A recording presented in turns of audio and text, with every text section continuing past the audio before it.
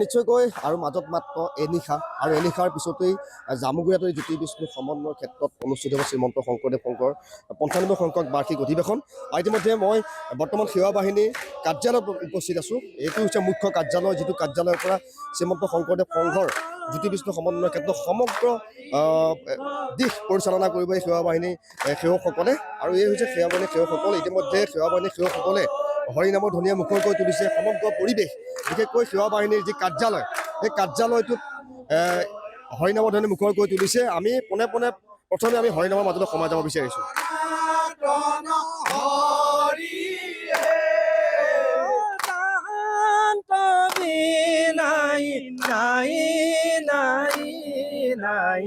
আমাৰ পৰম গুৰু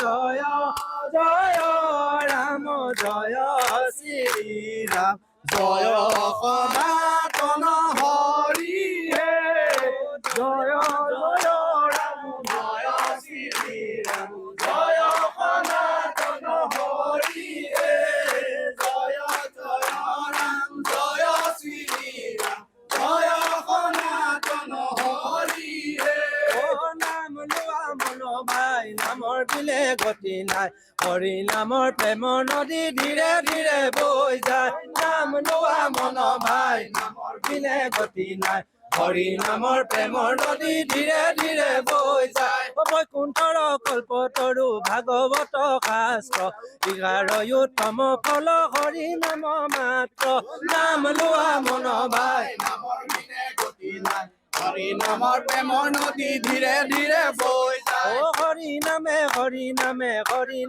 গতি হৰি নাম ভকতৰ কেৱল ভকতি নাম লোৱা মন ভাই নামৰ বিলে গতি নাই হৰি নামৰ প্ৰেমৰ নদী ধীৰে ধীৰে বৈ যায় নেৰিবা ধৰিবা হৰিৰ নাম নেৰিবা ধৰিবা হৰিৰ নাম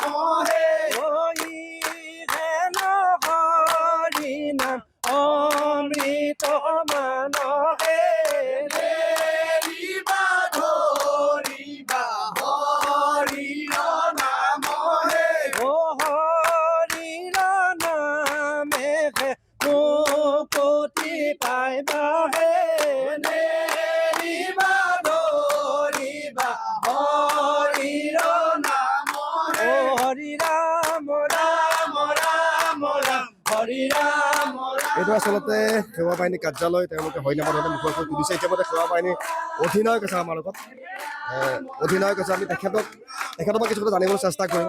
মাজত মাত্ৰ এটা নিশা সম্পূৰ্ণ সাজু আপোনালোক ভকতক আদৰিবলৈ সম্পূৰ্ণ সাজু মাত্ৰ কালিলৈৰ পৰা আমাৰ এই অধিৱেশনৰ আৰম্ভ হ'ব আৰু ইতিমধ্যে আপোনালোকে দেখা পাইছে যে প্ৰায় কাম সম্পূৰ্ণ হৈ উঠিছে।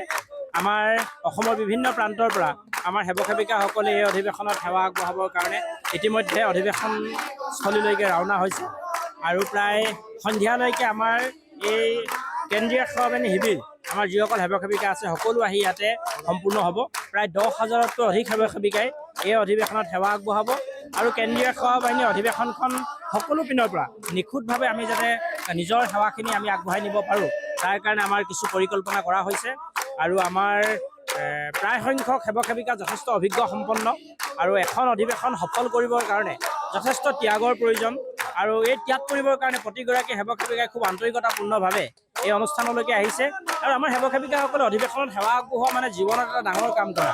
গতিকে প্ৰত্যেকগৰাকী সেৱক সেৱিকাই সেৱাৰ আচল যিটো অনুভৱ, এই অনুভৱটো বুকুত লৈ এই অধিৱেশনত সেৱা কৰিবৰ কাৰণে আহিছে আৰু আপোনালোকৰ আজি এই মাধ্যমৰ জৰিয়তে আমি সমূহ অসমবাসী ৰাইজক আমি শ্ৰীমন্ত শংকৰদেৱ সংঘৰ 95 সংখ্যক বাৰ্ষিক অধিৱেশন তেজপুৰ জিলা শাখা আতিথ্যত অনুষ্ঠিত হ'বলগীয়া জ্যোতি বিষ্ণু সমন্বয় ক্ষেত্ৰলৈ আমি সাদৰেৰে আমন্ত্ৰণ জনাইছোঁ, সেৱা জনাইছোঁ আৰু আমি আশা কৰিম যে এই অধিৱেশনে অসমৰ সমাজ জীৱনত, জাতীয় জীৱনত আন এক প্ৰাসংগিক এটি অনুষ্ঠান হিচাপে চৰ্চিত হ'ব। আজি দেখা পোৱা গৈছে যে সেৱা বাহিনী যিসকল সেৱক সেৱিকা তেওঁলোকে যথেষ্ট উৎফুল্লিত হৈ আছে ভকতক আদৰিবৰ বাবে। নিশ্চিতভাৱে উৎফুল্লিত হৈ আছে। মানে এখন অধিৱেশন শেষ হোৱাৰ পিছত পৰৱৰ্তী অধিৱেশনৰ কাৰণে আমাৰ সেৱক সেৱিকাসকলে আচলতে এটা বিশেষ দিন হিচাপে আমি গভীৰ আশাৰে বাট চাই থাকে। আকৌ সেই বিশেষ দিনটো আহি পালেহি এইবাৰ 6, 7, 8 এই 3টা দিনত। গতিকে এই 3টা দিনৰ কাৰণে যথেষ্ট অপেক্ষা থাকে আৰু আমি খুব এটা মই কৈছোঁৱে প্ৰথমেই যে ভকত সেৱাটো আচলতে জীৱনত সকলোৱে আচলতে এই যিটো ভকত সেৱা কৰাৰ যিটো প্ৰকৃত যিটো ভাগ্য, এই ভাগ্য সকলোৰে আচলতে নিমিলে।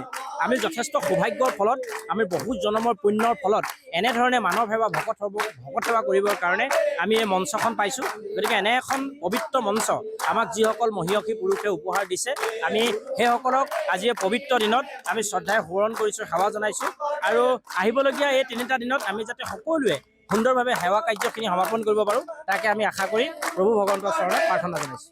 কৃষ্ণ এয়া হৈছে সেৱা বাহিনীৰ অধিনায়ক। ইতিমধ্যে দেখা পাইছে যে এই সেৱা বাহিনীৰ যি মুখ্য কাৰ্যালয়, এই মুখ্য কাৰ্যালয়ত ইতিমধ্যে তেওঁলোকে হৰিনামৰ ধৰণে মুখৰ কৰি তুলিছে। কিছু সময়ৰ পিছতে আচলতে এই সেৱা বাহিনী কাৰ্যালয়টো ফুলেৰে সুসজ্জিত কৰি তুলিব।